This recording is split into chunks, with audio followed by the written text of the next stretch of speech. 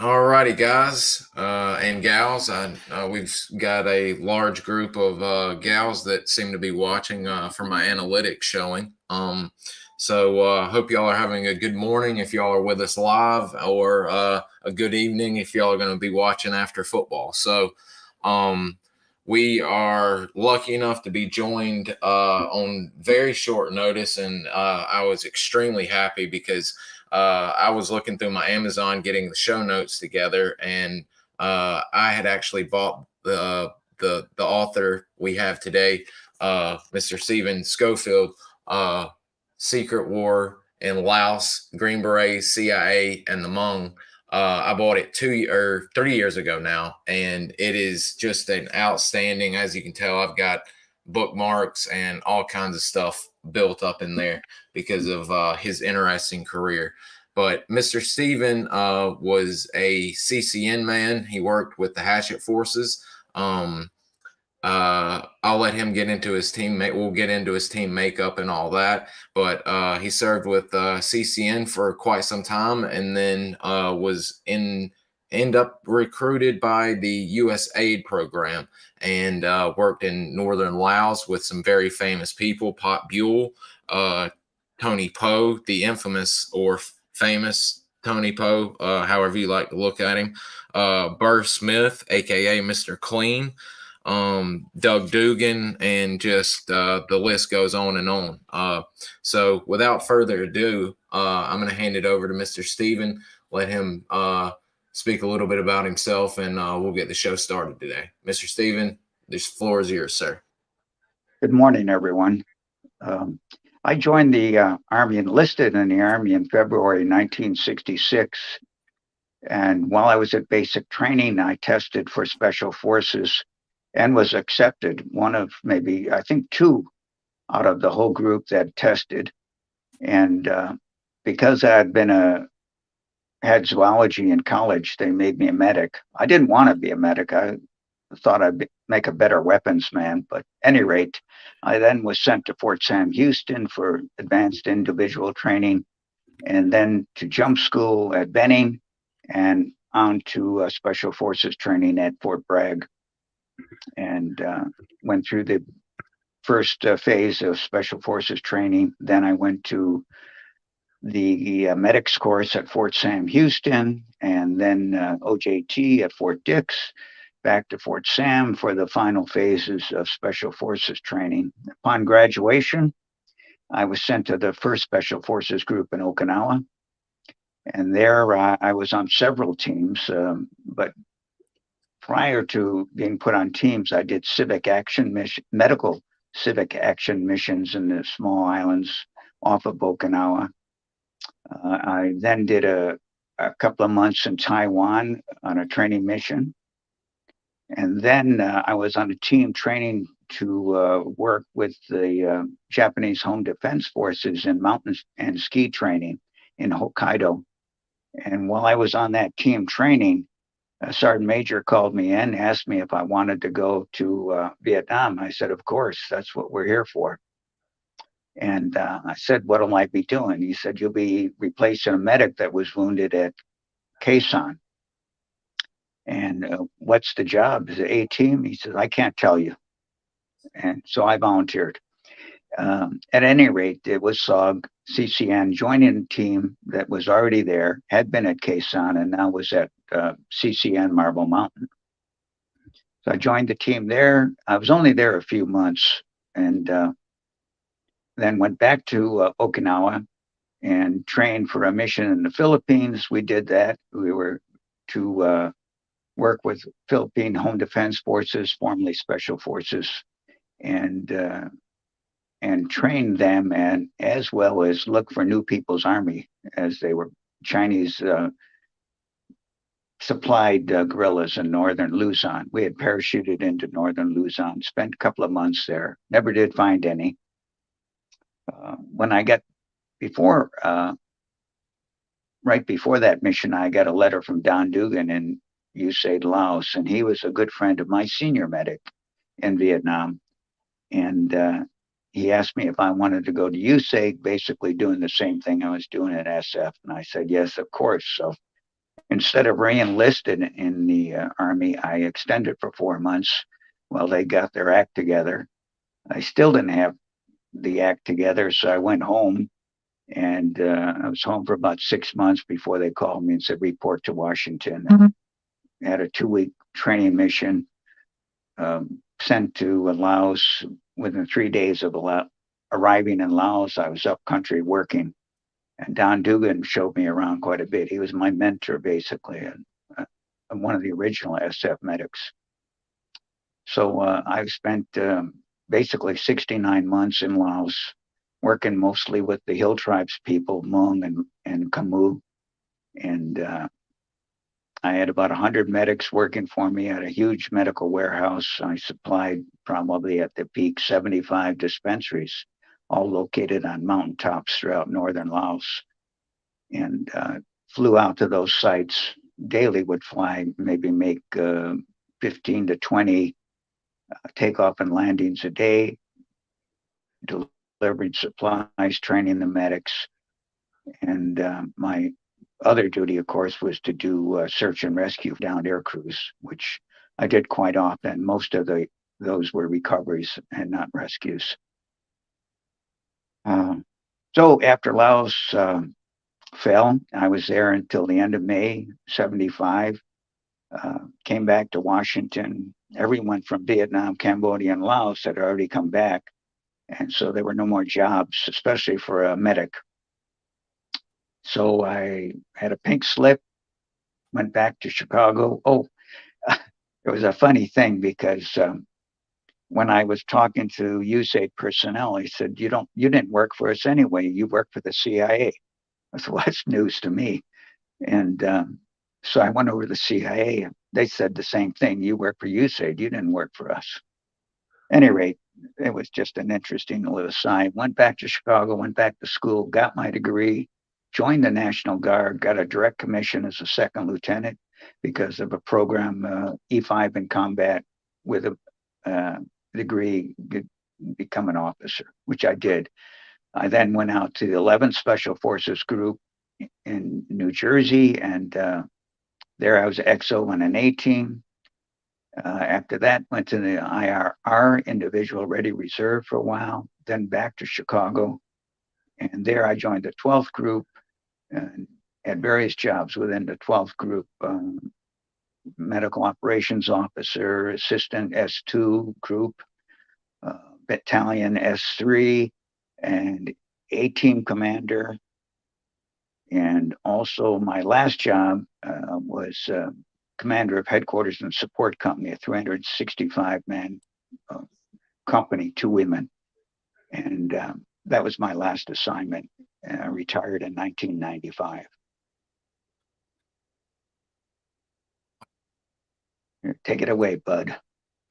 I was sorry about that. I was getting some pictures together because we have got some interesting characters we're going to be breaching into. But guys, again, we're going to cover some interesting stuff. But he has got some amazing stories from the SOG side of the house, the CIA side of the house, his humanitarian work, and a lot of information on the Hmong people as a whole.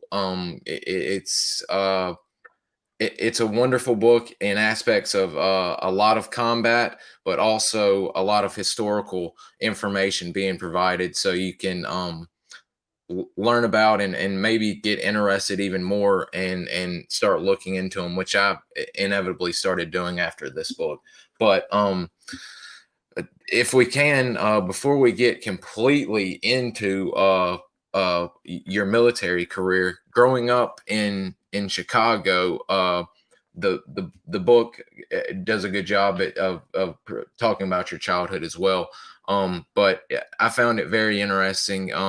You're in Chicago and you've got a really close knit group of friends, and y'all were jocks. You weren't all Americans or all state about to go pro or anything, but all of them were either wrestlers, football. I, I, all of y'all were doing something. Y'all were good with your fist. That comes through a lot. That you, in particular, are good with your fist. But also that, if I'm not mistaken, out of the 10 or 12 of y'all, all of y'all end up serving in one way or another in the United States military. Isn't that correct? All but well, let's see, one or two that didn't. Of my a dozen or so good friends, one married, well, actually, two of them married young, right out of college, and one worked in construction, and the other a teacher, and they never served. And then the third was an artist, a good artist who was a professor of fine arts in Minnesota, and he didn't serve, but all the rest served in one form or another. Um, Only two of well, my first cousin and I were very close. He served in the Marine Corps, and another friend who was a wrestler uh, served in the Marine Corps. Both of them were killed in Vietnam. That was that was a very gripping point to let you know it was serious. And did you ever have well, first, before that question, did you have a strong military family that in your family, service wise, did you have a lot of people that served? Well, my wife had seven siblings and two brothers. One was a professional boxer. He didn't serve in World War II. The other was 82nd Airborne, jumped into Normandy on D-Day. And then the sisters were all except one were married to World War II veterans. And we had a close family, my uncles, and I used to talk to them a lot. And especially my uncle was in the airborne. He was the one that most influenced me to try out for special forces. Okay, so that was my question before I asked that one. Were you always did you always know that you wanted to join the Army? Did you ever consider the Marine Corps or anything else that your buddies or family may have done, Navy or anything, or was it always the Army for you? There was always Army Airborne, but I actually never. When I was in college, I was surrounded by anti-war college kids, and I didn't think too much about it until my mother said I had a draft notice. And as soon as I saw I had a draft notice, I enlisted because I wanted to make sure that I got to where I wanted to be in the military. Now, was this in the 65 or was this 66 that you were beginning your entrance into the Army? 65, I got the draft notice, and by February, I had enlisted. Okay, okay. And what's wild is, considering, the history and the work you're about to get into, but I mean, you originally wanted to join to be a heavy machine operator. Right. It, After I left college, I I was working out in a golf course that was being built out in New Jersey, and driving bulldozers and learning how to use that equipment. So I thought, well, that's a good career, you know.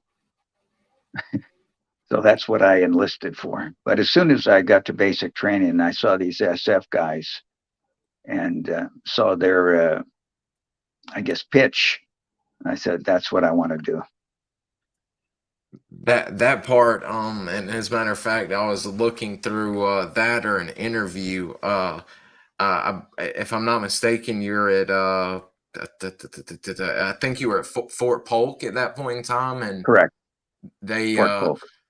it's pretty very interesting. And guys, I'm going to link that oral history interview in the show notes for y'all to see. It's a great interview. But if I'm not mistaken, they were playing the Ballad of the Green Berets all day while the two SF men were there. Yeah, there were more than two, and it was a full 2 days of testing, Saturday and Sunday. And there were probably 200 to 300 people that were in this auditorium. And I could say only myself and one other were asked to volunteer. I was about to say, and just like the song says, you know, only three make it, but in this case, only two make it in your class or your testing group of at least 250.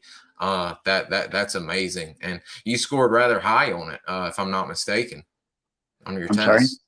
I believe you scored rather high on your test, if I'm not mistaken. Yeah, I did. Especially high in aggressiveness. I can't figure that one out. Hey, for a guy that had to leave college early for his aggressiveness, I can see where it came through. That's that's great, and I believe from Fort when you it it comes across from the interviews and from what I've heard and from speaking that pretty much you're told, hey, you're going to Fort Sam Houston for med training. Is that how the game went? Yeah, basically, it was a basic advanced individual training and medical. I mean, it was. I think I would have been better served if I had gone to advanced infantry, but the basic medical course was just a breeze. And then when they got to Fort Bragg and started training, and then also the Fort Sam course was very intense. We were trained by veterinarians, dentists, surgeons, nurses, and all very professional. And it was just outstanding training. I learned so much. I can't believe it. And that Fort Sam at that point in time, now is this still 66 or 67 already? Let's see. Yeah, probably it was right around the beginning of 67 Okay, or end of so 66 at Fort Sam. And then, yeah, I graduated in September of 67. okay, So that's so probably about right. wow. And that you were at that point in time, they were still doing the dog lab and everything to Correct. where y'all. Okay. Wow. That's it's been interesting speaking to USF medics that went through when it was still the dog lab as opposed to the goat lab because the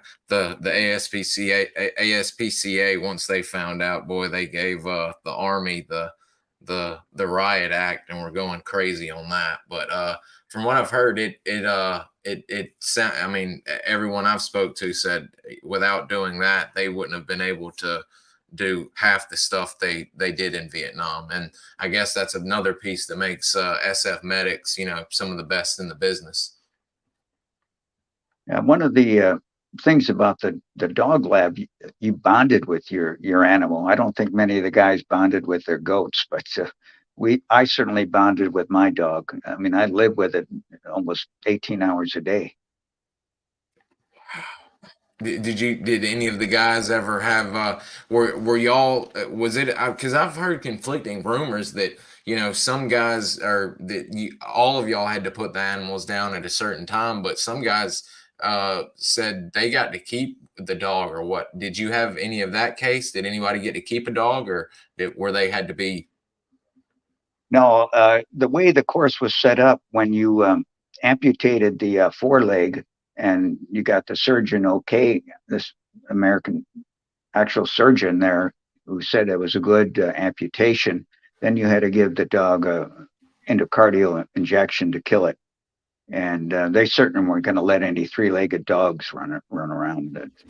That wouldn't fly. That's what I kept saying. I was like, as secret as that is, I can't see them letting a three-legged dog run around the compound or the base, so to speak.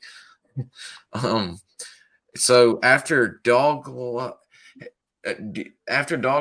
do you end up going to jump school, or did you already do jump school by that Jump time? school was right after uh, the first trip to Fort Sam.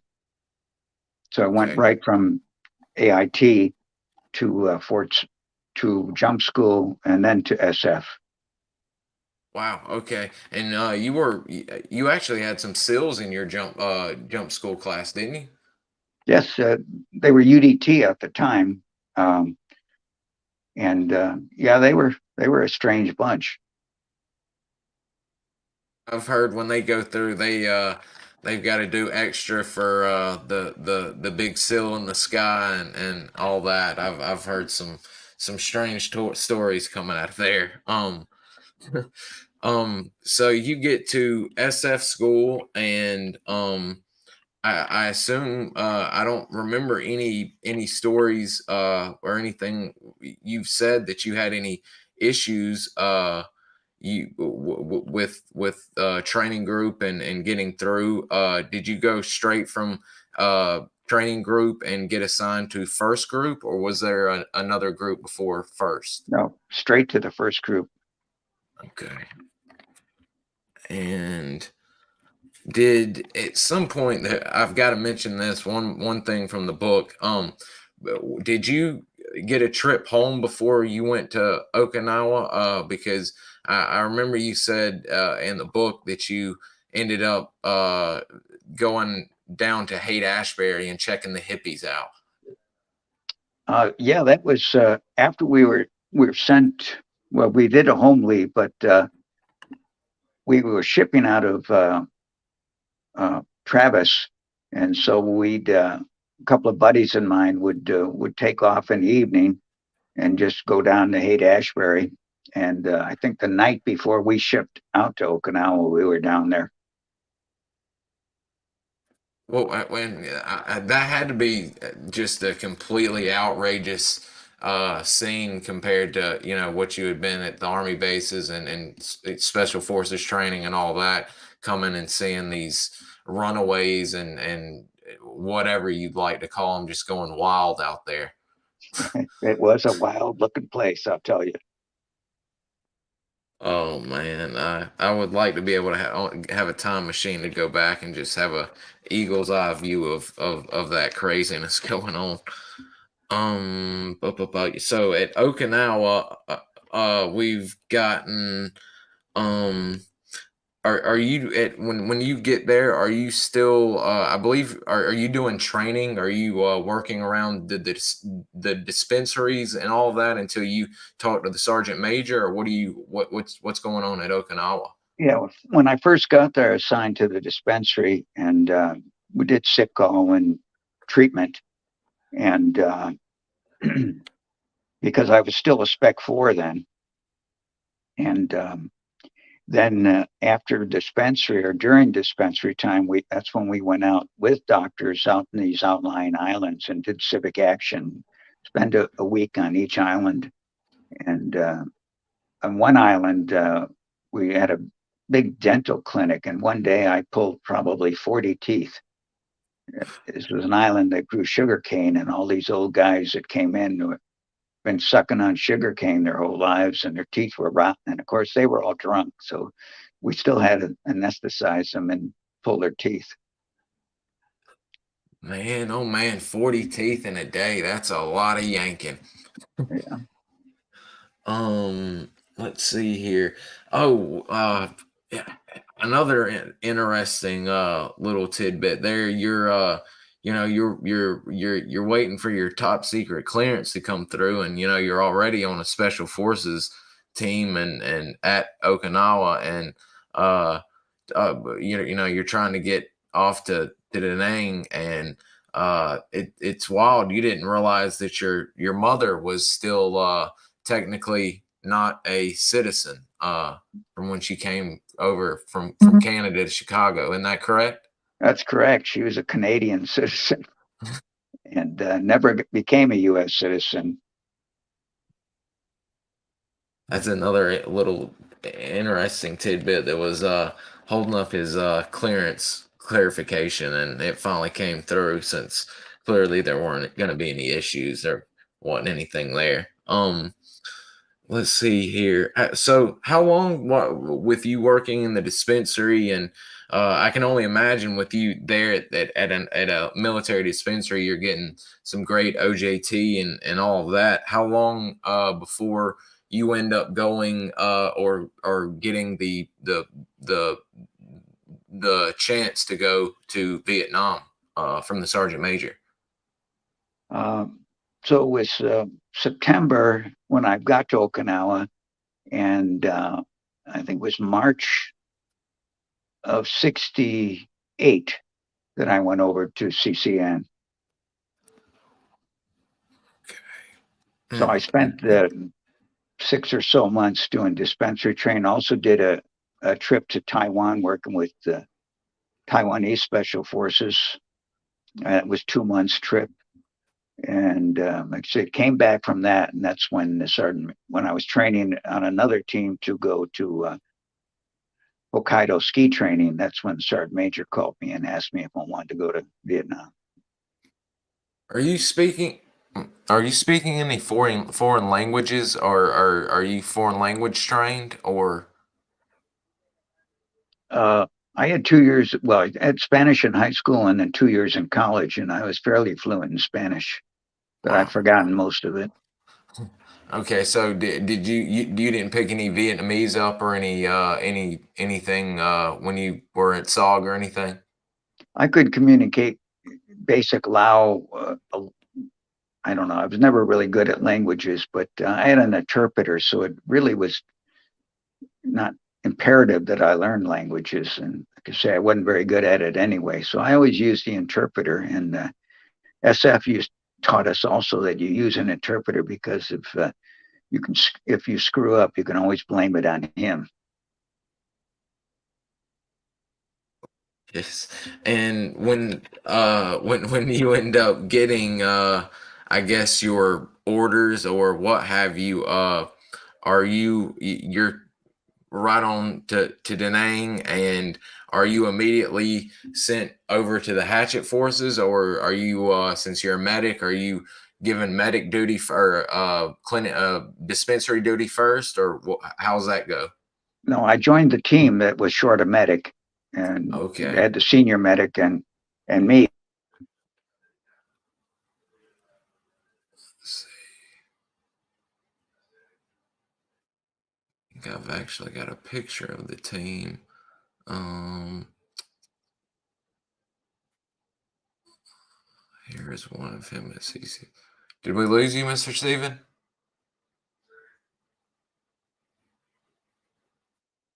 He's on his phone, guys. So if he gets a phone call, it can mess everything up. So let's give him just a second. Um, he's got some really interesting stuff. I've got some good Tony Poe photos that we can use and stuff like that. So let's just give him a second. And we'll make sure everything's okay. Um, yeah, he's on the phone. He'll be back in just a second. That's what that is. Um, Jason, I'm sure he was, because this is getting close to the the sapper attack. We'll find out in just a minute.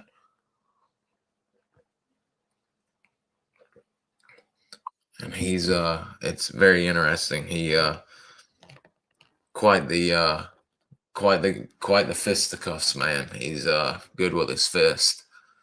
That was why he wasn't able to stay and graduate at college. He ended up kicking a little too much butt and pranks. He basically was in the animal house. Him and his buddies were complete wild men. Um, let's see. Hang on, guys. I apologize.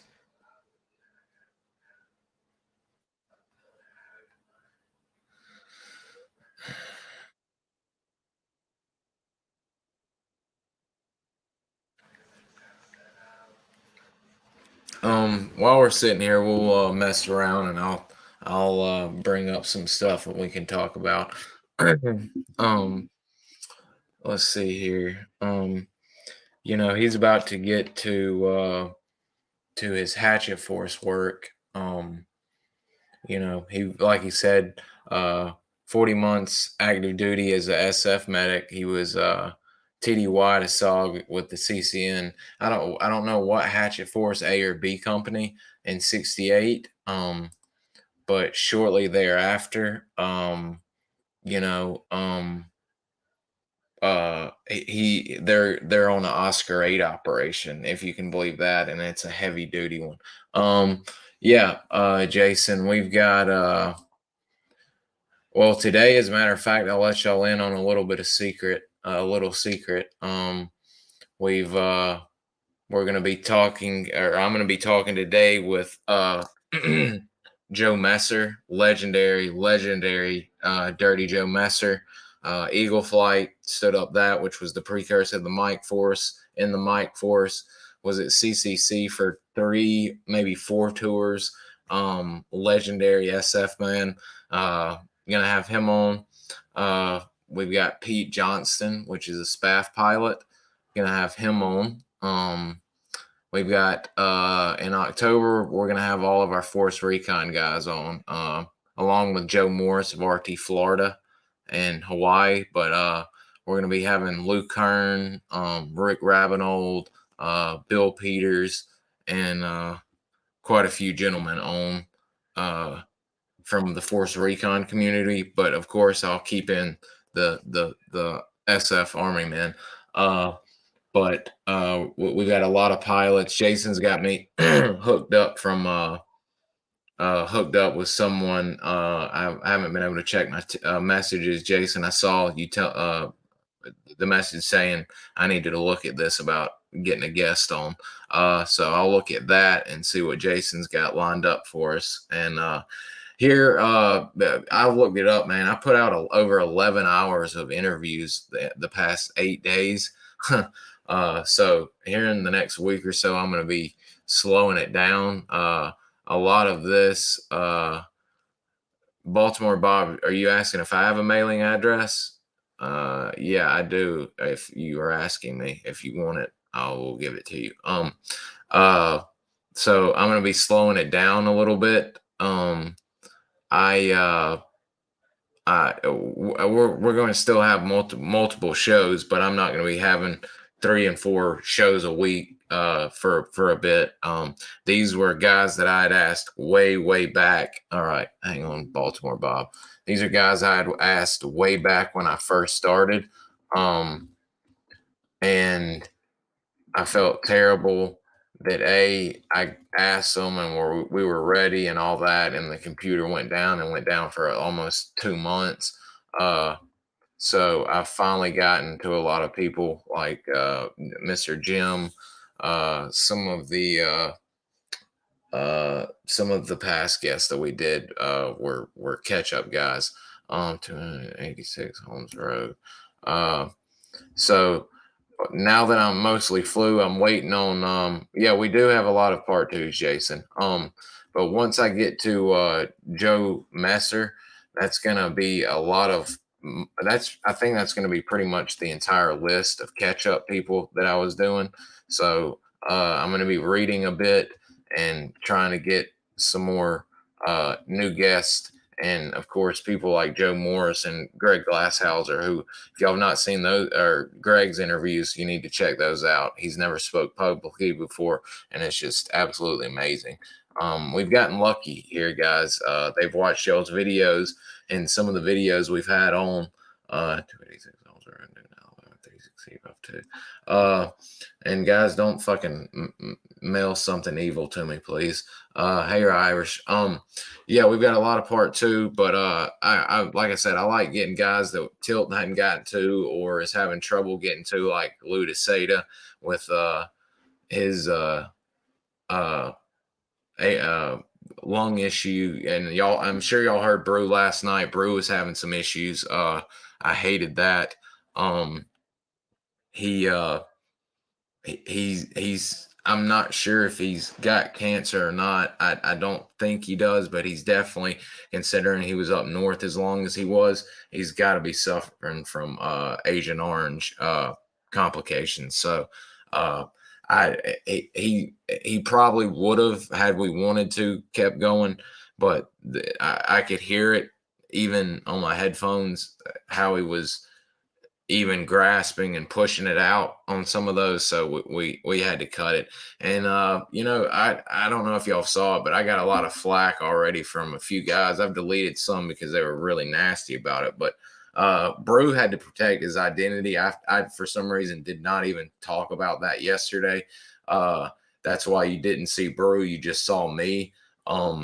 Brew still does work with the Brew and in communist countries. So he's not so much worried about his safety. He's worried about the men and women that work with him, that that could be, if he was to show his face now, and they notice photos or notice, or someone remembers that they were with that person, it's not going to look good, and it could probably end up in an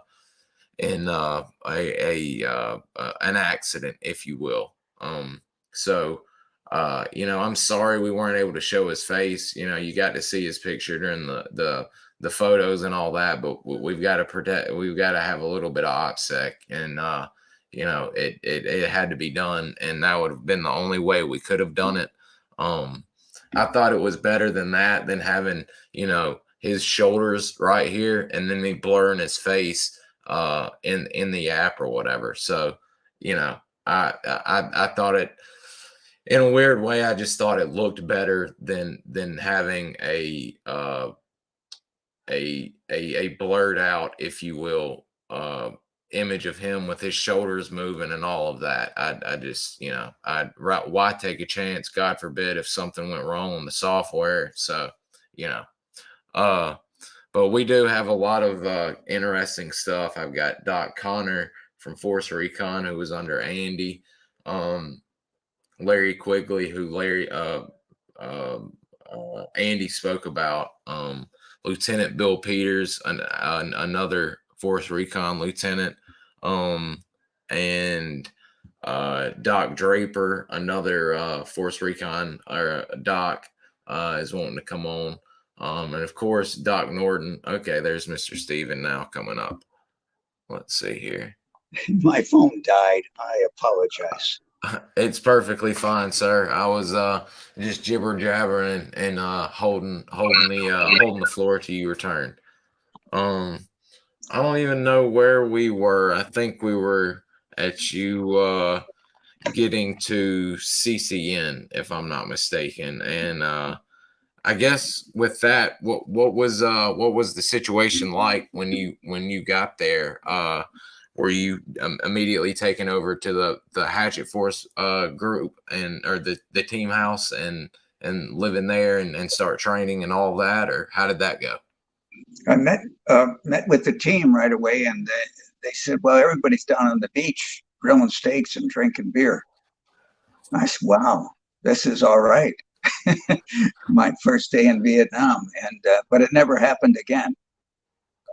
So I met the team, and I knew a couple of the guys on the team already from Okinawa, and it was a great team sergeant, and like I say, senior medic Doug Hardy, and immediately the next day, on Monday, I think it was, we started training, and basically that's what SF is all about.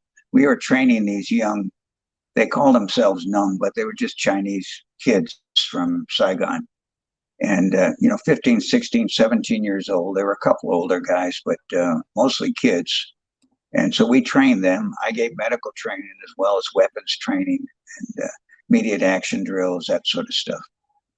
But we trained every day. And then it was within about maybe 3 weeks, we took the Hatchet Force to Fubai, met up with their Hatchet Force, and then went on that operation in Oscar 8. Okay. Before we get into that, because I do have a question, I'm not going to ask much because, guys, again, we can't give everything away because he's got some amazing stuff and some names and places you'll recognize. But I'm always curious about when I hear about guys getting to CCN on the bus. With this, I finally found 2 photos, and this is one of them. Is this the infamous bus that y'all would take? Yeah, that's it. That's the bus. Okay. Yeah. I was just making sure. I can see damage and all of that. I've heard some of them had mesh over the windows, but I was just wanting to make sure. I've always had this one, and that's pretty much it. That's the black bus that all of y'all have heard everyone described, from Tilt to Dick Thompson to everyone. Okay, that's great. I was always curious about that. Yeah, the one I was on had mesh on the windows. Okay, for keeping those pesky grenades out. Let's see here. So you I mean, there you are, you're right off the, right out of the gate, you're ready for an operation, and it's the infamous Oscar 8 area. Now, is this I believe it's a full 130 man hilltop operation, or what exactly are y'all planning to do out there? Well, it was about 130 men, 14 Americans, part of a team from Fubai, and then our team, part of our team. Half my team was at Camduck, so it was me, Dave Taylor, John Gilgren, the captain, Pappy Townsend, Doug Hardy were on this operation, and then with the group from Fubai, and that group included a young Captain Dow, who was my commander in the 11th group later on. But at any rate, yeah. So it was a bomb damage assessment. We landed on a grassy hill in daylight and stayed where we landed on the hill, dug in, and then next morning moved down the hill, across the stream into the area that was hit with the B-52 strikes. We went through that whole area looking for evidence of the enemy. All I saw were a lot of bomb craters almost side by side, and it's still smoldering. And I did see some commo wire with porcelain insulators up in the trees. That was about all I saw. We spent that night right there at the bombed area. And then the next day moved from just after daybreak all the way up this mountain. And it was a steady climb in 100-degree heat with 100% humidity. And I was carrying about 85 pounds. So it was a long day. And we got up to the top of this mountain, and we dug in there. Now, this is always spooky, because I hear it more so because y'all are, at the forefront of the trail, or the beginning, I should say, of the trail in Vietnam. Is this the night that y'all ended up seeing literally hundreds and hundreds of lanterns coming down the mountain? That was the second night before we went up the mountain. We could see on another mountain ridge line over just lantern after lantern. There were hundreds of them. I can't. And did y'all figure out? Well, I guess y'all did, because I think y'all ended up getting into contact maybe that morning, I think, or it would be the second day that night, after we were dug in on the mountaintop, we got hit just before dark, and there was a lot of fire. The guy next to me had his rucksack strap cut by a bullet, and I got hit in the face. And then the guy on the other side of me was shot through the knee. He was standing up when they opened up. So there's a lot of rounds coming right at us up there. I mean, but you're being. Oh, there you are. Can you hear me? Yeah. Okay. Uh, yeah, I mean, there you are. You know, you're seeing lanterns. You get up to the mountain. They attack. You've been hit. Someone else has been hit. Y'all are getting very, very close CBUs, and I think 700 or 750 pound bombs right on y'all. And of course, with all that action, I mean, the NVA and everyone and their mother is going to know y'all are out there and a big force is out there. But I believe they ask y'all to continue mission, don't they? Yeah, after day 3, I think our captain or Captain Dahl or that was might have called in and asked to be extracted. And they said, you know, that you're on a 5-day mission. This is day 3. Call us back in 2 days. God. So we had Spooky working all night. We had gunships, daylight hours. We had F-105s dropping CBU, high explosive napalm, all And I mean, all down the mountainside in the valley. and I believe, I mean, excuse me, guys. And speaking of spooky, I mean, y'all had it so dialed in. I believe the Air Force is over y'all the next day or at some point when there's light, and I think they're counting at least 900 or so bodies all around y'all. That's what they said. And I've got that after I returned to Okinawa, the 441st Military Intelligence Battalion gave us that report, gave us an after action sort of briefing. I mean, what was that like too when it was? What was that like coming to that site at daybreak, seeing just a massive NVA that were, you know, within, you know, almost arm's distance of y'all? They were close, but the bodies that the Air Force counted were mainly down in the valley where they had been bombing, where they were massing. We sent a squad down the slope, actually a couple of squads down, and they found 3 bodies very close by. One of them was a young female, brand new weapons, brand new uniforms. And that's also when Master Sergeant Plato went down the slope to, I guess, again, check for bodies. That's when he got hit and killed. And so he was the only American on the ground killed. Okay. I didn't why was that? I didn't know I knew Plato, and that name is famous in SOG. I thought you had another sergeant that ended up getting hit that you had to drag up, or was that that was Plato? Oh, it was. But he was already dead. Oh God, I'm sorry to hear that, sir. So I mean, y'all are tasked to continue on and all that. How do y'all have an uneventful last 2 days? Do they amass again and try and get y'all, or they never got close enough for small arms fire, but the Air Force kept bombing all through both days.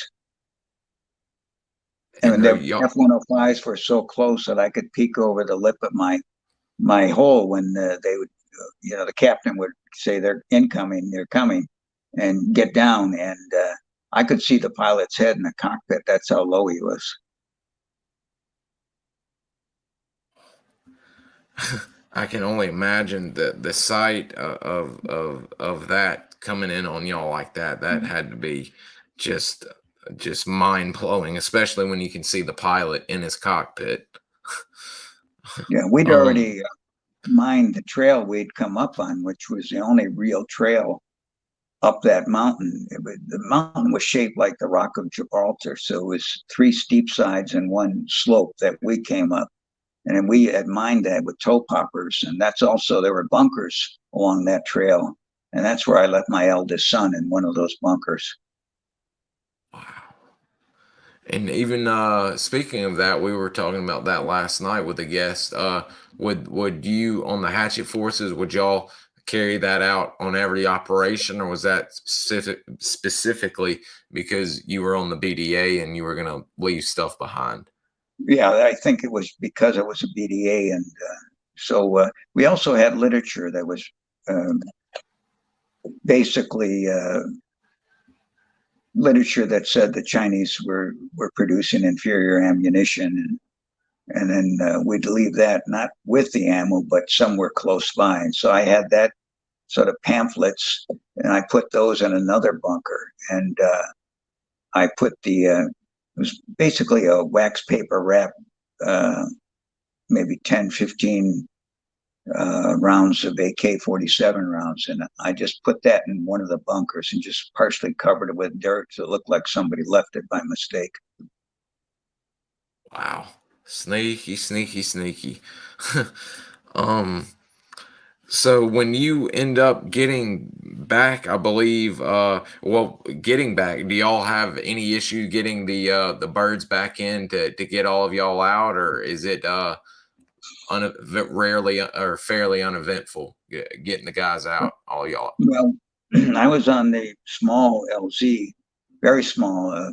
H-34 could only land the front wheels on this LZ. It was so small. So I was on the LZ when an H-34 was coming in to evac wounded. So I had the wounded all there on the side of the LZ, and I was there standing on the LZ when the chopper came up, and it was basically eye level with me when NVA jumped up with his AK and just hosed it down, and it was just amazing, like slow motion. I could see the rounds hitting, I could see the fuel spurting out of the engine, I could see the pilot's face, and he, instead of trying to land on this little LC, what he did is one of those flares, and he went down the mountainside and crashed down at the bottom of the valley. And we never went down there. There's too many NVA. And that on that aircraft was John Hartley Robertson, which the movie Unclaimed was about. Need to link your interviews and the notes to that. That's a very interesting documentary and a very strange but still interesting tale or drama that's still going on with that. Very interesting. I'm trying to figure out, there were we had a question about considering you were around the time when the terrible sapper attack took place at CCN, but a viewer was wanting to know, was John Walton at the dispensary at CCN at that time, or was he at CCN while you were there? I don't think he was. Again, we in the Hatchet Force were sort of isolated from the spike teams or state teams because they were fifth group, we were first group. I don't know what, there's always some rivalries, but at any rate, we didn't interact, and it was all top secret. So you didn't go talking to the spike team guys about what they were doing. They didn't come over and talk to us about what we were doing. So I'm not sure if he was there when we were there. We left 2 weeks before the attack, went back to Okinawa 2 weeks before the attack at CCN. And I was always a little bit nervous about the barracks we were in because it was a longhouse basically with one entrance.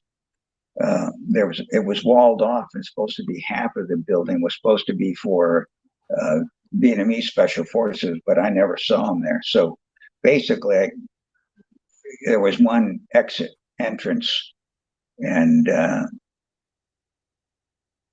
I always thought, well, if we were ever hit, it's going to be hell getting out of here. So, at any rate, yeah, that's very dangerous looking on the beach like that. Beautiful, but very dangerous, and especially when the lack security that was going on, it sure did ramp up afterwards. But I think maybe Mr. Walton was still at CCN or CCC at that time before he moved up, because I know he was there at CCC early on, but I'll have to check on that. Yeah, he may have come down for the promotion. That's why he was there, possibly. I'm not sure. think because it that's what wouldn't. he was doing, playing poker for promote at the promotion before the promotion board. If I'm Yeah. not mistaken, I'll have to verify. But and do you end up doing is it your last duty, or do you do Marble Mountain security duty? I know y'all go up on Marble Mountain, but was that one of the last duties you did before you ended up going back to Okinawa? I did several trips up to the top of Marble Mountain, spend the night up there. And that was before it was improved. It was just bare rock up there. There wasn't even any shade. And I was up there one night when I saw Marine Patrol coming out of their base, which was on the other side of the mountain from us. And they got hit right outside of their gate and fired on from one side from the village. And then the Marines on the far peak opened up with a 50 caliber. And there were quite a few dead and wounded Marines. We couldn't do anything. We were maybe 250 yards away, but I had never even thought about putting any supportive fire down there because it was dark. You just couldn't see who and what. Hey, that's a very harrowing tale in there. Y'all up there watching and having to see that go on. Terrible, terrible, terrible. With your tour or your TDY beginning to wind down, were you going straight back to Okinawa, or were you had the State Department already reached out? Have you already heard anything from, had USAID entered the picture yet, or what happens when you leave SOG or when you leave Vietnam? Yeah, we went right from before I went to Nha Trang and out process basically through the 5th Group back to Okinawa on a C-130. Sergeant Major met us at the airport, gave us a couple of days off, and then was back to training. Excuse me. And then it was after I got back, maybe a couple of months later, that I got the letter from Don Dugan asking if I was interested in coming to Laos. And so that's when I extended so I could get a better feel what was going on, because I was going to make the military special forces a career. I'd met my wife and I was in love, and I was going to stay. But the opportunity in Laos was just too good to pass up. And it was go ahead. I didn't mean to interrupt. It was interesting because Don Dugan, who wrote me these letters, basically said, excuse me, said you'd be doing the same thing you've done in special forces, only you get twice as much pay, which amounted to, I think, about $7,800 a month. Ooh, So I was making about $3,000 a month in SF. Wow. Not too shabby, not too shabby at all. Is this around the same time? I can't remember if it was before you left Vietnam or not. But you actually ran into Colonel Rowe where was that when y'all bumped into each other? Well, once the first time I met him is when I was given extra duty to clean his offices. And I told him the story of why I had extra duty, and he dismissed it, said, forget about your company commander's extra duty. Never mind. Don't come back tomorrow. And the second time I interacted with him when I was leaving Okinawa to go to home, he was there at the airport going to Vietnam. And he was with his entourage, and he came over and talked to me because he remembered our first meeting, and wished me good luck and normal things. And we had a nice conversation, maybe 10 minutes. And I left and he left. And of course, 2 weeks later, he was locked up in Long Binh jail. He loved that story. It's funny hearing he got quite the kick out of the MP story for the punishment you had received. Right. uh, he sounded like he was a good guy, and especially Oh, respected by all of the troops. I mean, every guy I've spoken to, even if they didn't meet him, at least respected the guy. So he seems like, is he still around or has he passed already? he passed away. He did.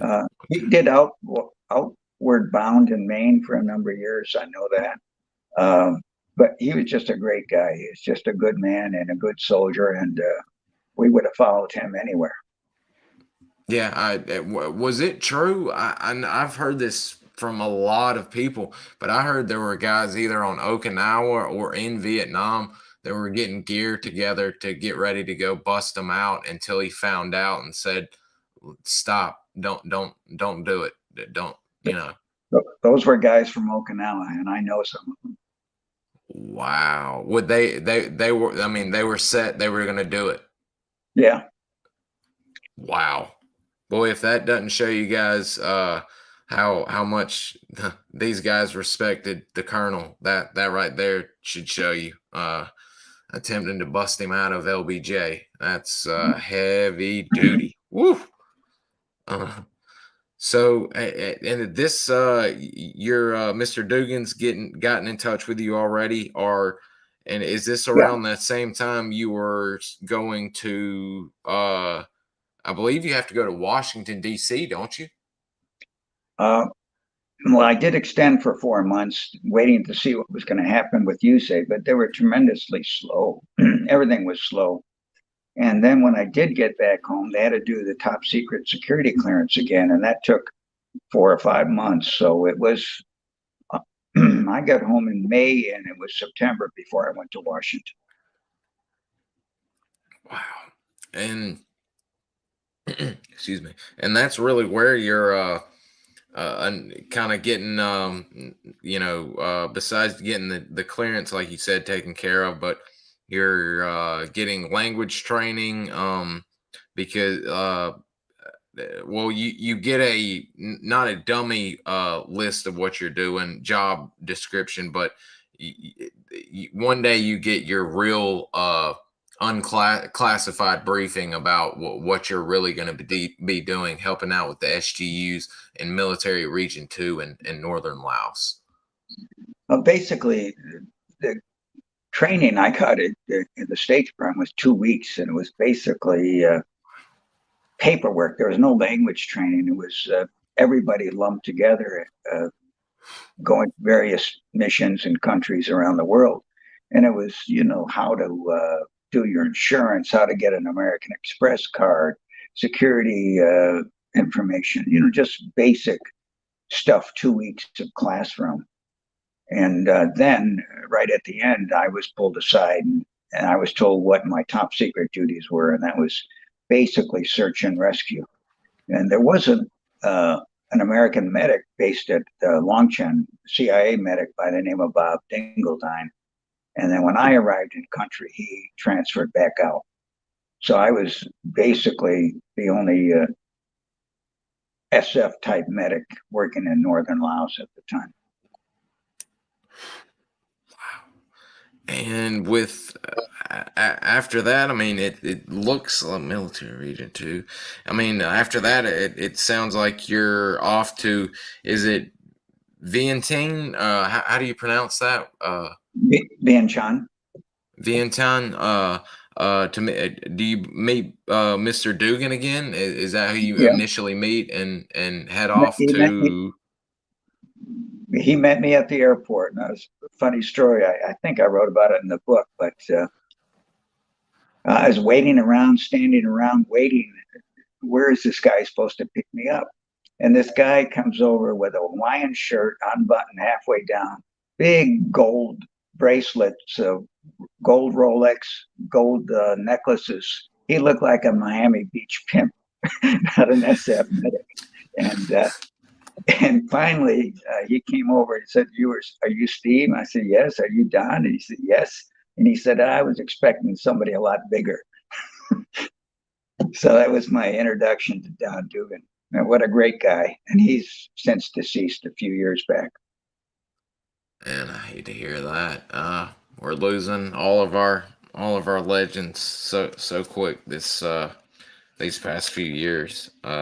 Gosh, and when you're picked up, where are you? Are you initially sent to? I got it pronouncing it. Sam Thong. Yeah, I spent maybe 2 or 3 days in Vientiane. I met the public health people, the boss, uh, Charles Weldon, a great guy, and his wife Pat McCready, another MD, and the other members of the public health department. I had to do in processing different paperwork, sign this and sign that, and all that. And another one of the guys that was there was a dentist by the name of Frank Becker, and he had also jumped into Normie with the 82nd. Another good, really good guy and good friend. But at any rate, 2 or 3 days there. Then I went up to Sam Thong and met Pop Buell and Blaine Jensen, the other USAID people up there, and started working. And met my crew, my Hmong crew, and Lao Tung and Hmong, a couple of Lao, but mostly Hmong, Lao Tung, or Kamo, and a few Lao. And with the warehouse, met Pop Buell again, and started flying supplies out to the dispensaries. Yeah, no, I've got Major General Vang Pao and Pop on screen. Could you much like you said in your book, and I agree, Vang Pao, he's been written about enough. Not saying he doesn't deserve it and everything, but you wrote this book about the Hmong people, and it really comes across great, and that comes out.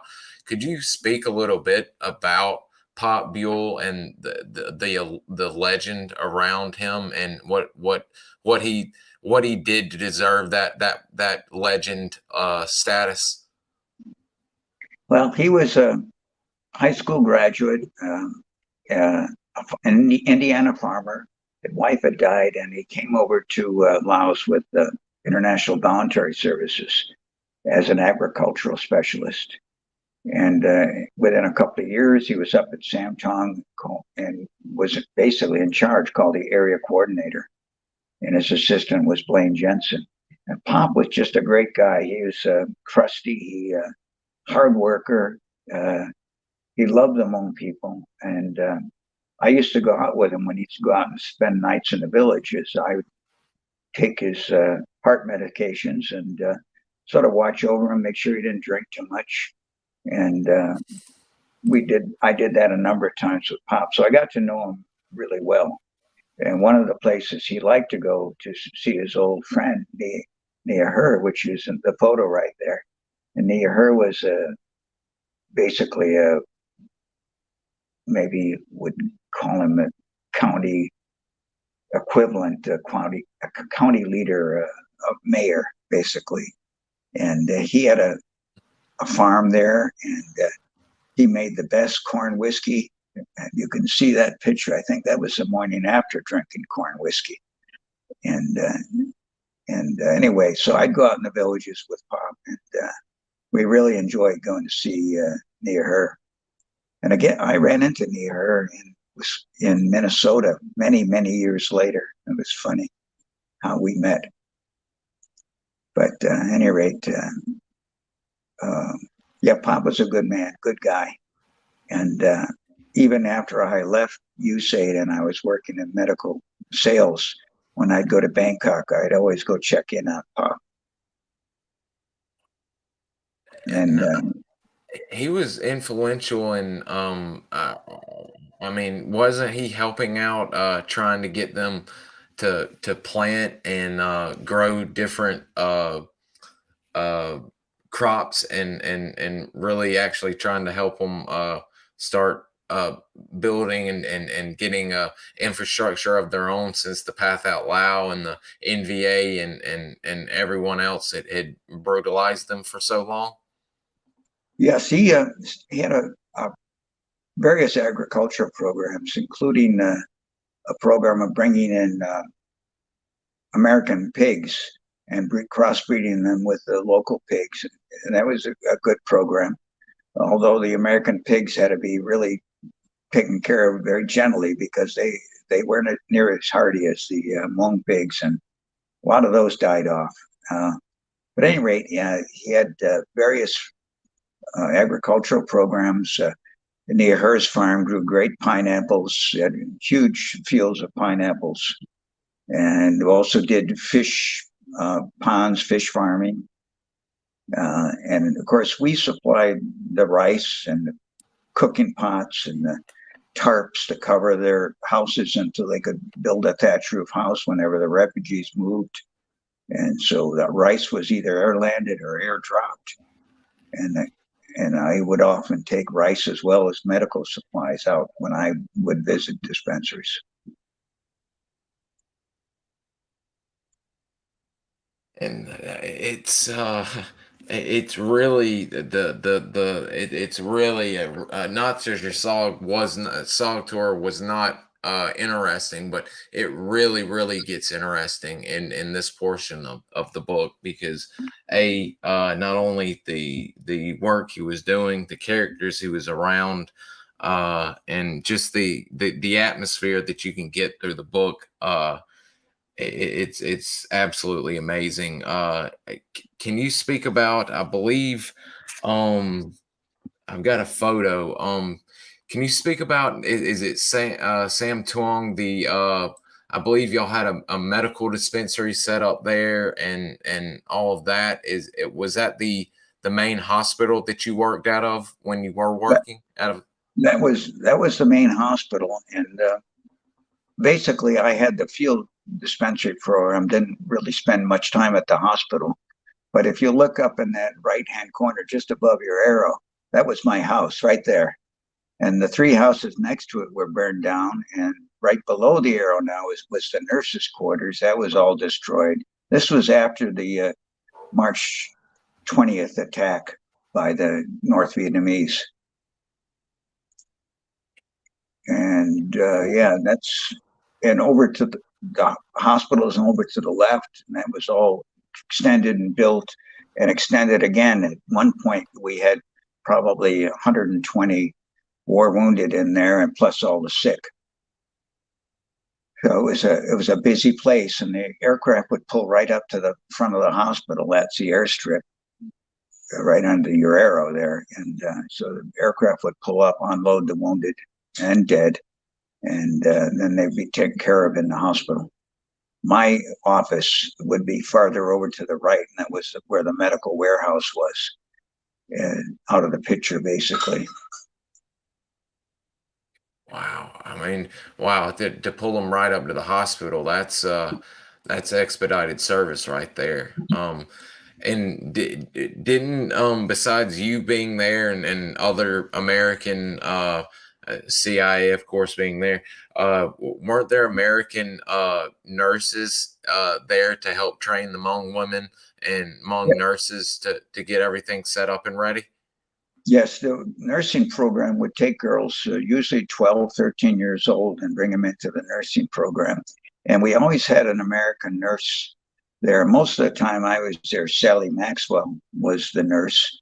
And then also Jack Teal was a male nurse that was there for a while. He went on to work on the Glomar Explorer, which raised the Russian submarine.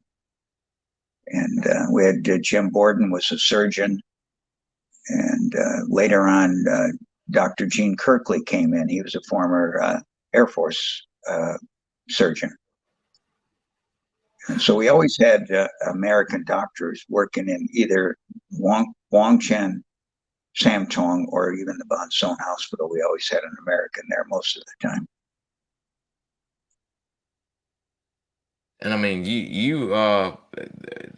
is it long? No, it was at Sam Thong. I mean, you had some some hard work and some devastating. I'll mention one of them that dealing with amputations and everything. You had a guy come in. The other one's rather sad. I'll let people read about that one. Not that this one isn't, but a guy comes in with some. I don't even still don't know what it was. It was bacterial or burns or something, and you had to help with an amputation there. I mean, so it was a real deal hospital, and you were getting Hmong and Americans alike coming in with injuries that needed to be taken care of. Not many Americans. Usually it was the pilots. In one occasion, we brought pilots in right there and took care of them. But this young Hmong soldier had been, it was cold in the mountains at night, and he had put a 55-gallon drum of water on the fire, clanked down the top, and was sitting there with his feet and hands extended towards the fire when the can exploded. And that's what mangled his feet and hands. And so Doc Borden was just overwhelmed with this guy. He could only do one thing at a time. So he'd work opposite me, and we did the amputations.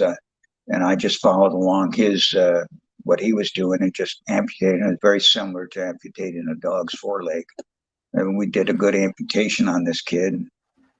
And I don't know whatever happened to him, but he was certainly going to be in bad shape with no hands and mangled feet. I think this was able to save his feet. I have got, or I thought I did, just to show you guys. This is at Sam Thong also, and to show you, how Tony Poe recruited a lot of, in my opinion, that's one issue I had with him. He recruited a lot of people that were too young, but that's all they had. There's a photo of this young man. He survived. I wish I had the photo of them putting it side by side of him then and now. I'm not sure about him, but these are the boy soldiers. Could you speak a little bit about that, Mr. Stephen? Yeah. It wasn't so much that the Americans recruited these kids. It was that the Hmong leadership did, because all their male fighting age men were just being killed off. And so they'd go out in the village, and the Hmong would recruit these guys. And this little guy, that's his cousin standing next to him, but this little guy is Neatong Lor. And he today is a very good friend. And in fact, last year I went to his daughter's wedding in Madison, and we remained good friends and talk quite often.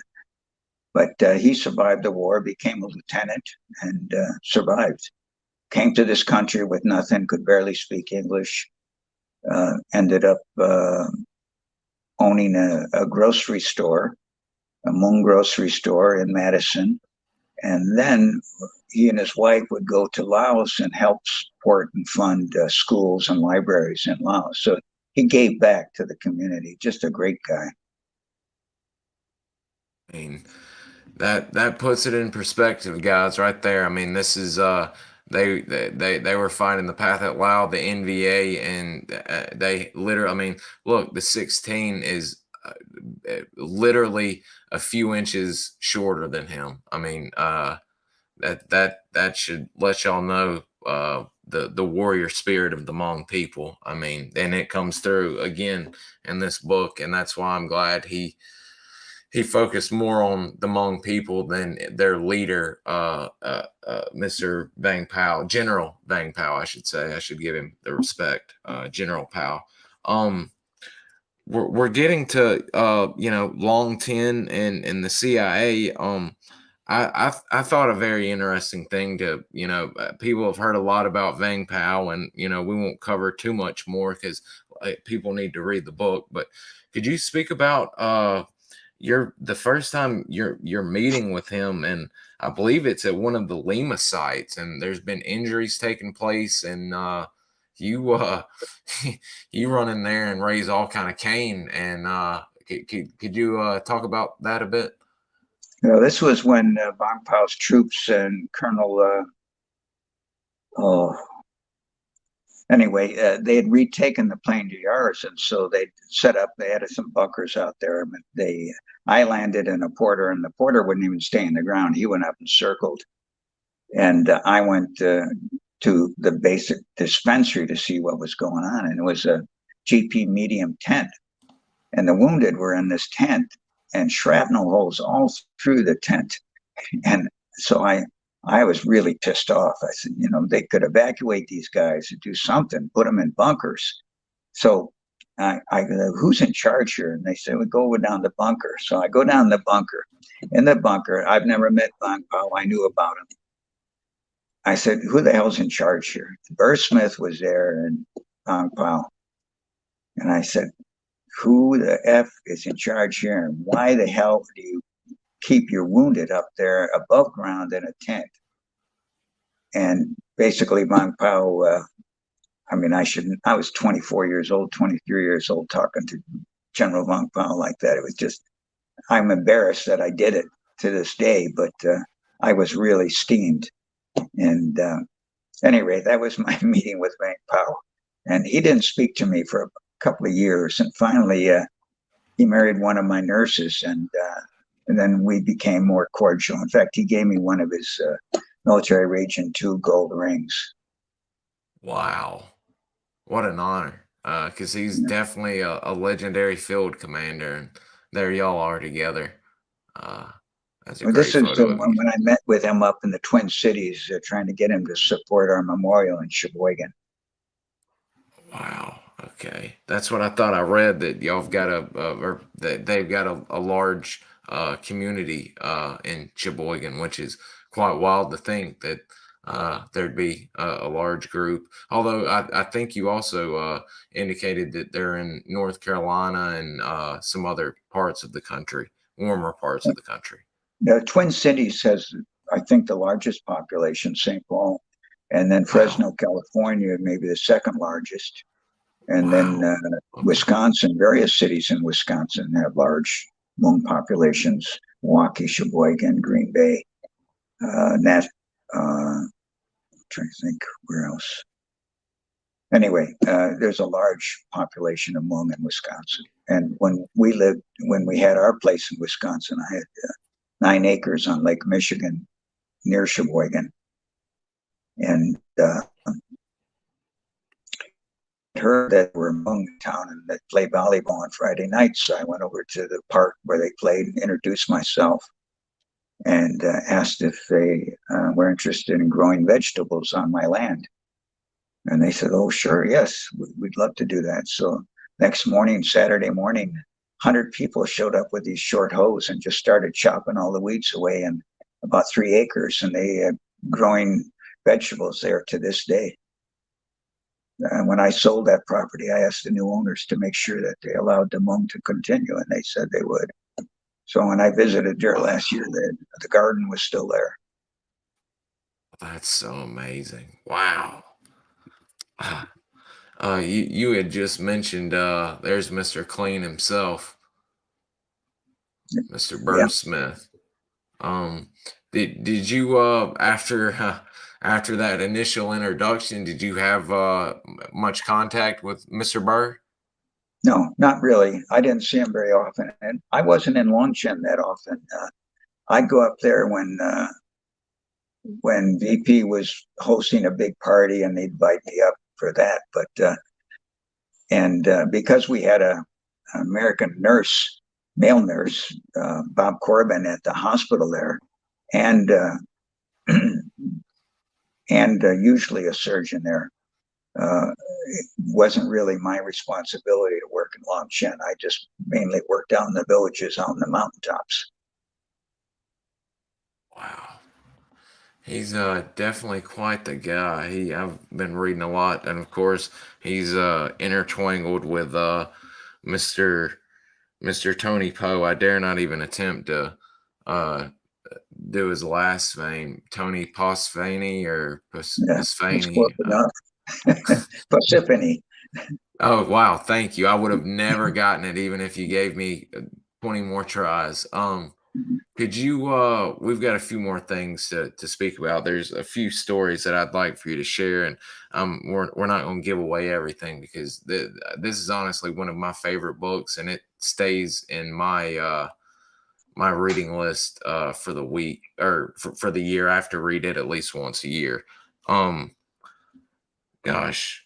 Oh, I was about to ask you about Mr. Tony Poe himself. Could you, excuse me again, could you, did you have, I know you had some interactions, but, you know, I've heard a lot about him from some of my SOG men. There's Mr. David Carr right there to the left, CCN and CCC, and Buddha Grant, a legendary Covey writer, and of course, the one and only Tony Poe. What were your interactions and what did you think of Tony? You know, there's all kinds of rumors about him, but what did you think about the man yourself?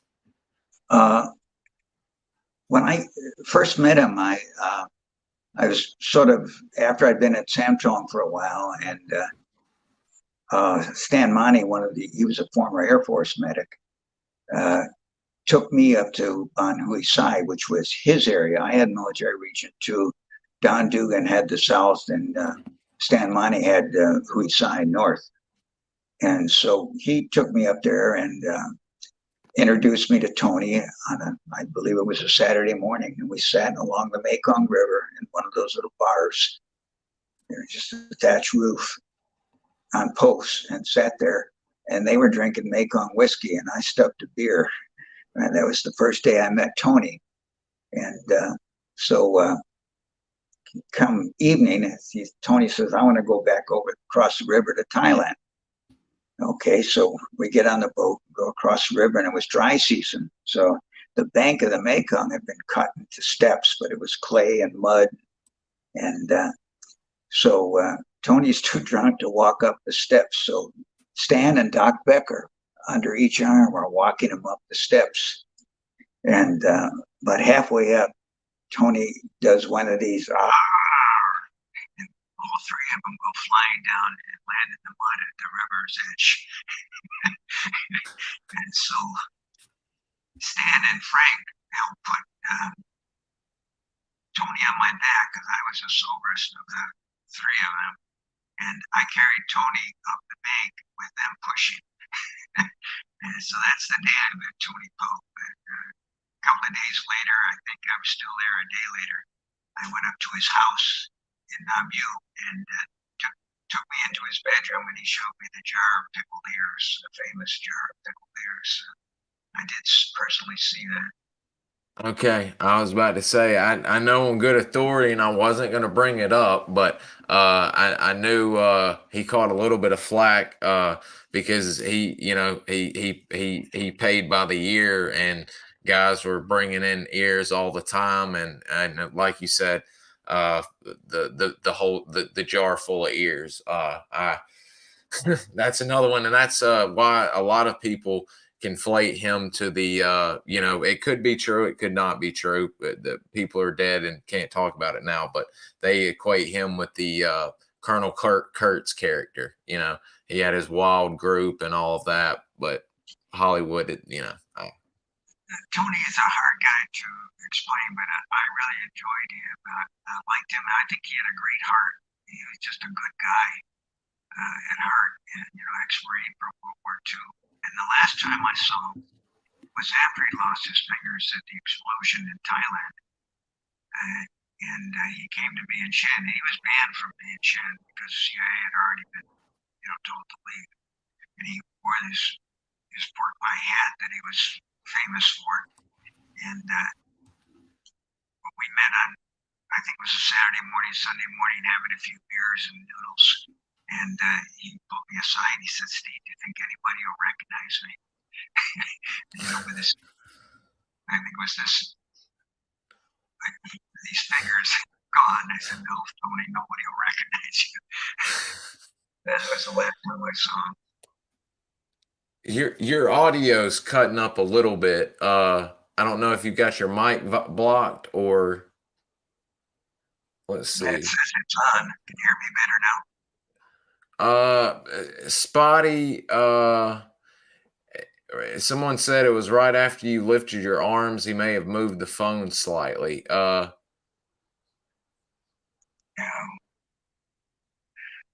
that any I'm better not now? sure. We can hear you. It'll be okay for we've only got about 15 minutes or so left because, like I said, I don't want to give all of your books away and or book away, and we can always have you back on if you'd be open, of course.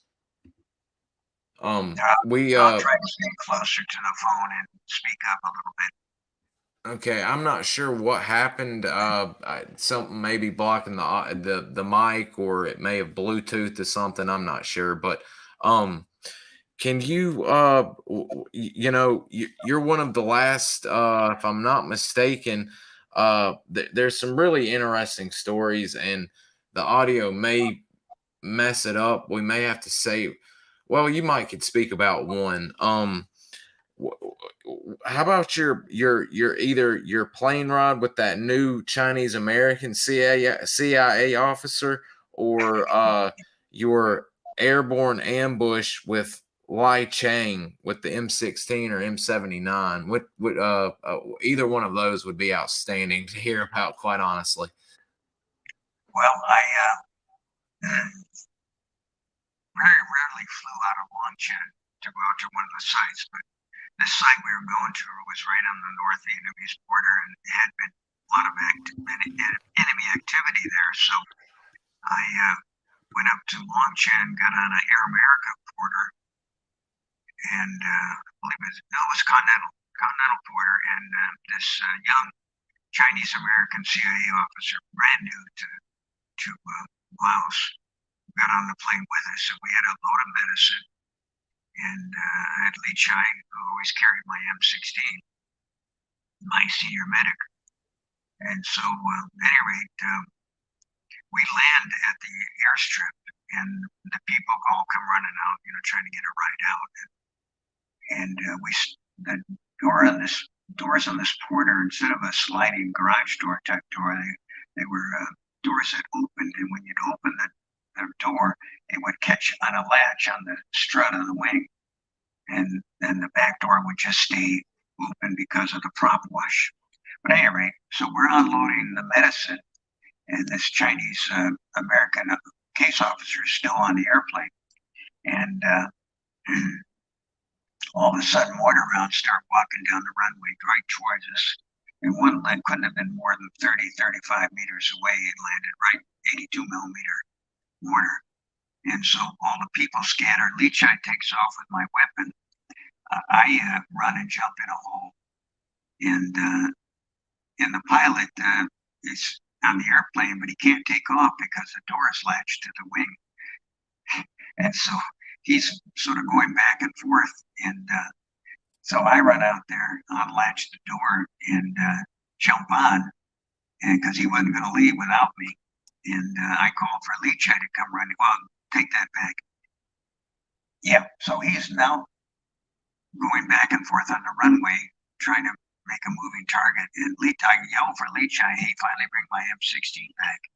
And I see these two soldiers running through the mortar rounds towards me. So I take a beat on them. I said, it could be NB, but I look closer. They're just young Hmong kids, so I didn't shoot them. They're crying, ran past me. So finally I said, I'm going to go back and get on the airplane because he's not going to leave without me. So I run out, get on the airplane, open the door, it latches on the wing again. And so then finally we're getting ready to take off. I jump out, unlatch it.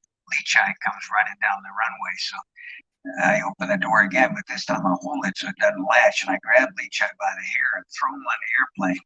And the pilot then starts taking off, and he's taking off into the wind, but that's the direction the mortar rounds are coming. So I said, screw the mortar, the wind, take off the other way. And he did. And we got up circled. We got Lee Chai on the radio. And he got in touch with T-28 pilots and started bombing the reverse side of the hill that was on the end of the runway, which was the basic range of an 82 mortar. So we probably got him pretty good that day because the T-28 was right there. Those T-28 pilots. Chinese case officer again.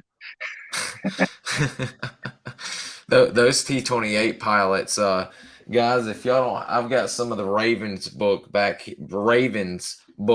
here. But he speaks about some of the brave T-28 pilots, and they are absolutely outstanding. In fact, one I would all look for by Fuller and Murphy is called the Raven Chronicles, or the Chris Robbins book, The Ravens. Two excellent books on some of the men working with the Hmong people and in that area. Just outstanding. We had one question that one viewer is wanting me to ask you before we close up and finish up with some of the other stuff. But Jason graduated AIT at Fort Sam in 2017. There were a lot of fun things to do and ways to get in trouble. Did you get in any trouble at Fort Sam? Not really. Not that I could speak of. You to be honest, you probably had your hands full trying to pass med lab, dog lab, that you couldn't be getting into any trouble. It wasn't dog lab there. It was all book learning, basically, and some even practical worse stuff. But it was nursing care, dental care, veterinary care. But I had a girlfriend there, and I spent a lot of time with her, so I wasn't getting in too much trouble. I did get in one fight, which almost caused us to be sent back to Fort Bragg. That's a common theme, guys. Y'all see, he is not afraid to use his fisticuffs. I never started one, though. I started. Oh one. no, I was about to say. To be fair, yeah, he's not a bully or a hard case, but if you push him the wrong way or get out of hand, he'll go ahead and stop the issue. Jason wanted to know, were there any stories that you didn't put in the book that you were close to putting in or wanted to put in that you didn't? There were probably dozens of them that I just thought better of it. Can imagine. I mean, you had so many, as the people are saying. I'm starting to leak some of your interviews and stuff like that. Since our audio is acting up a little bit on us, I know I had I wanted to show some pictures off because folks, me and you spoke about this offline, and I'd like for you to this will also give a chance to end after with the pictures. You can speak about Father Bouchard, if I pronounce that correctly. Bouchard. Luc Bouchard, correct. Luc Bouchard. Okay. Could you, I'm going to bring up the photo of you that people all the time mistake for George Washington Bacon. And guys, you are looking at Mr. Steve Schofield right here, the same guy we're speaking to. That is him. That is not George Washington Bacon. Could you speak a little bit about what you were doing? And it looks like you're carrying a Car 15 there. Is that was that what you were carrying when you were with USAID? Yeah, well, I carried various things. I carried an AK holding stock for a while. I carried a sawed-off M2 carbine, and then when Rocky Neeson, Air America pilot, who was ex-Special Forces, went from Laos to Vietnam, he gave me his Car 15, and that's the one I'm carrying there. And Father Bouchard took that photo. I walked with him from villages while he was saying mass to his parishioners. So I decided to walk with him. This might have been 73, 74, around that time frame. And Father Luc became a good friend. We stayed in touch over the years, even when he was in Indonesia, when he was on home leave, he'd come visit us. And in fact, the Hmong in Sheboygan had put together a program for his funeral. He's in his 90s now. And with in coordination with Father B in the seminary where he's at, that they're going to do a Hmong funeral for him. And they've asked me to give the eulogy, which I agreed to do. Wow, that's an absolute honor right there, and especially from what folks will read about him in the book. I mean, he sounded like he was just an absolute just an outstanding man. Definitely a real man of God. Absolutely. And fearless. I mean, absolutely fearless. I mean, he was in some occasions to where I can't believe just fearless, just absolute fearlessness. Um, where was this at? Is this 12th or 20? Is this a reserve group? Yeah, it's the 12th group that was on a drop zone outside of Chicago, and it was my last parachute jump before I retired. Oh wow, last parachute jump. Okay. Um, I think I may have cleared this one. We had one, two, oh, these are good CCN photos that I wanted to show off that people. This is the color one, guys. If you've not gotten his book yet, you'll see this book, or this picture, but this is him in color right here. Was this your typical Hatchet Force loadout? Yeah, we were getting ready to take our Chinese on an in-country training mission into the Elephant Valley, and that was taken right before we left. Oh wow. Okay. So I Oh, wasn't carrying as much ammunition as I did when we went across the fence, but I was still probably carrying 20 magazines did and you and have not no claymores and no grenades, maybe one or two grenades. That was it. did you have any issues with your M16 while in SOG at all, or? None at all. I used to clean it often, and I would always change the ammunition after every time we went out in the field. I would empty all the magazines and reload them. And I don't know if you can see in that picture, but there's some 100-mile-an-hour tape, duct tape on the pins because they had a tendency to pop out when you're firing full automatic. So my team sergeant was a great guy. He said, "You put a little piece of tape on that, and that'll keep that from happening." And we didn't use any metal on the sling, so it's part sling and part uh, paracord. You can see back. That's it back there. And trying to think what else on that operation. We went across across the fence. I was carrying WP. Maybe 8 grenades, 28 magazines, another 120 rounds in my rucksack, and 5 meals, a couple of extra quarts of water that weren't on my belt. And as we're on the airstrip getting ready to launch, team sergeant comes by with extra stuff for me. So he gave me about a dozen toe poppers, a claymore mine, a 60-millimeter mortar round, 100 rounds of M60 ammo, and 5 sandbags. So that added to my load. I came up to the way at best I can figure it was about 85 pounds. I weighed 140. Lord, uh, I'll get absolutely just beaten if I don't ask two questions about this. Do you remember what kind of watch you wore while in SOG?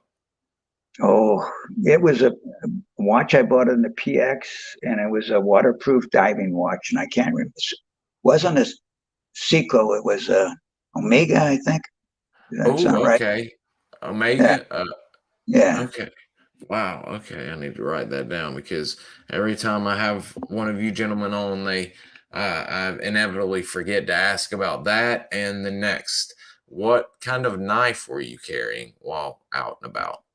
That was a Puma White Hunter, and it had a bone handle that I later wrapped with paracord, but it had a real heavy blade and a blunt tip. So I wasn't thinking about stabbing anybody with it or cutting their throat. I wanted something that I could brush with, cut splints if I needed to, or dig with. So it was a good practical knife.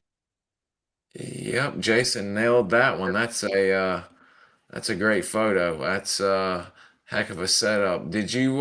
Were you always a boonie cap guy, or did you wear the old Rambo tourniquet around your head?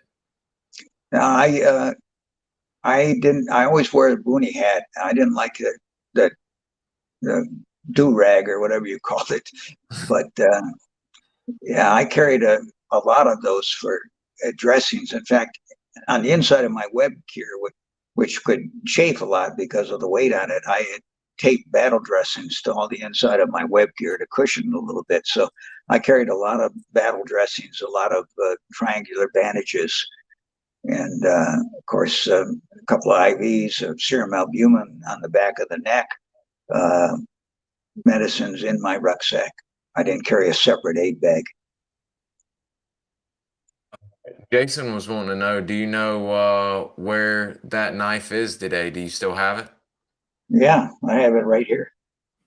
Oh, wow. Okay, that's great. He's I think he says, oh, he said it's very nice. He said he didn't have one, but he was just wondering. Wow, that's great. That's a beautiful I knife have too. that boonie hat also with the orange panel sewed on the inside. Oh man, that is worth its weight in gold right there, sir. People would sell you an organ to get that thing from you. Yeah, I brought uh, quite a few things back. I mean, I have an Air Force survival knife. I have the pen flares, uh, oh, survival kits. I even have a stable rig. oh man. Wow, Yeah, you've got a little quite the collection. Not little. You've got quite the collection. yeah, yeah. Well, are That's you 357 Colt 357 in my left ooh, hand. Just profiling for the photograph. cool pic to send back home? Yeah,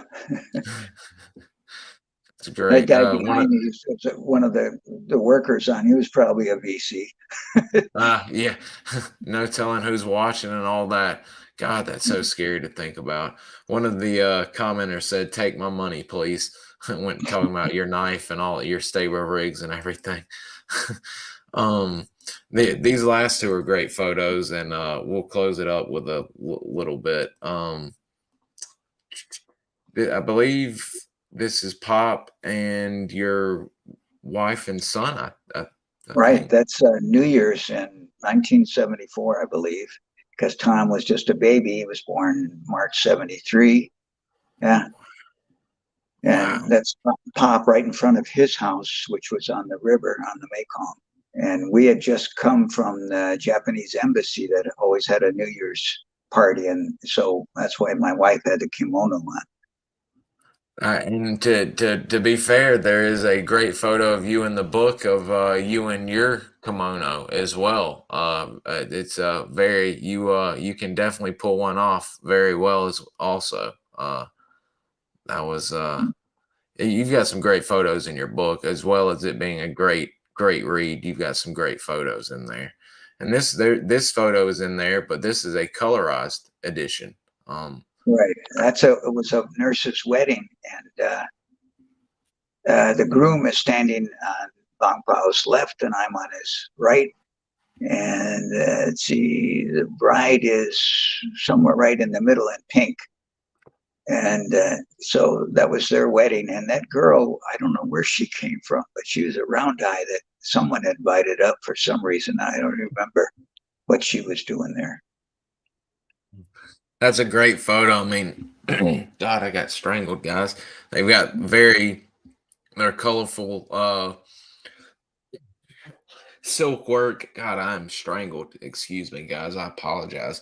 But looks like a lot of fun. Y'all, it looks like a close-knit group. And in the book, it sounds like y'all are there were groups that argued, but it seems like y'all had a real close-knit, tight little family, if you will, up there. I mean, y'all are delivering babies, people getting pregnant, your son being born there, I mean, it almost was a little family. It's very neat. Yeah. My son was actually born in Bangkok. Oh, wow. They didn't have any pre or postnatal care really in Vientiane. So we went to the Seventh-day Adventist. Originally, we were going to go to the Seventh-day Adventist hospital. We went down to Bangkok a week before she was due. And for some reason, the surgeon wasn't there. So we ended up, she was delivered at the Fifth Army, Fifth Field Hospital in Bangkok. And the OB/GYN that delivered her was a little Thai guy, a little tiny doctor. Wow. And 3 days later, we were on the airplane back to Vientiane. Wow. And was Tom there the entire time? Did he grow up those five? Or I guess it would maybe 3 years left. But was he there the rest of the time you were in Well, Laos? yeah, he was born in March 73, so we left in May of 75. 25. Oh, so 2 more years. And you were Yeah. So, actually the one of the last of the 26 people out, or I mean, you got the initial evacuation in like I think 70 or so of one of the sites, but weren't you? Gosh, I think you were, yeah, the last 26 people in May of 75, weren't you? yeah, it was the last 26 USAID people. There were some embassy people that were there after we left. In fact, stayed there for quite a while. But we were the last. I was in the last USAID people to leave, and most of the USAID people had left 2 weeks earlier. Wow. Wow. Wow. I mean, guys, you're I mean it's and it's one of my like I said, it's one of my favorite books, and that's saying something. Y'all should know as many books as I'm reading and always rereading. I've got it listed in the notes below. I'm not sure. Do you have a audio edition or is it strictly in Yeah, physical? yes, audio and ebook as Okay, well. I'll get both of those linked in there as well. I've got the physical copy, but they could actually see that you get both copies once you click the link. But I'll do that nonetheless, and I'll post some of your other interviews as well. Do you first off, would you be open to in the coming months or whenever we get some free time coming back on and talking with us again? We'd love to have you. Sure, anytime. Excellent, excellent. Is there anything else you'd like to close out with today before we shut down? Well, basically, I've stayed active in supporting the Hmong, and it's now almost 3 generations since they left Laos, and the Hmong have just done tremendously well in this country. The kids going to school and graduating, doing always in the top of their classes, especially the girls, and there are now over 1,200 Hmong with advanced degrees, many physicians, lawyers. They've just done a tremendous job. And when you think about in Laos, the most education they had was 3 years of education total. And so when they came to this country, they just blossomed. They've done remarkably well. They've done great things. And many actually been elected to state, city, and federal office. Uh, just done remarkably well for people that had no written language. Basically, it was an oral language, basically. So, yeah, the Hmong have done well, and I'm proud of what they've done. And my good And friends, many of them Hmong, we're still close. We still stay together and visit each other often. if I'm not mistaken, do you have you gotten out the DVD that you made honoring I believe it's a brief history of the Hmong and the Secret War? Yeah, that DVD was made in conjunction with the Hmong American Friendship Association in Milwaukee, and they helped put that together. And I narrated it and used a lot of my photos. But we use that to educate in the schools, basically, to educate the non-Hmong kids about who the Hmong were and what the Hmong had done. And so I would go around and show that video and talk to schools, to organizations, American Legion, VFW, any place that would have me, and I'd basically explain who the Hmong were and what they had done, because you may not remember, but in the early days, there was a lot of anti-Hmong feeling, especially in Wisconsin. They were considered like Vietnamese, and the enemy.